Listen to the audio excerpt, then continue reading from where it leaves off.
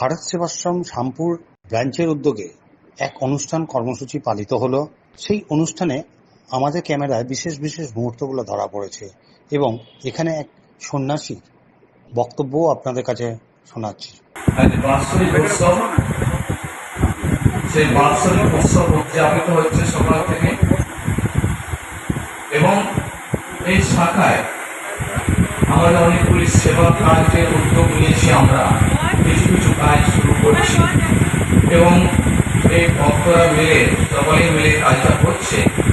শুধু সন্ন্যাসী নয়, সন্ন্যাসীরা মাঝে সাথে আসেন এখানে, কিন্তু ভক্তরাই এখানে এসব কাজগুলো করছে, সেবা কাজ। সবাইকে আমরা এই সেবা কাজের ব্রতী হওয়ার জন্য আহ্বান জানাচ্ছি।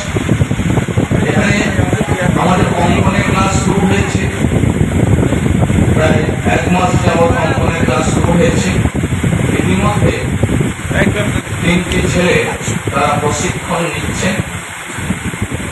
আমাদের একজন শিক্ষক মহাশয় আছেন, তাদের প্রশিক্ষণ দেন তিনি। মাসে হয়তো 5-6 দিন, সপ্তাহে 2 দিন বসে তারা।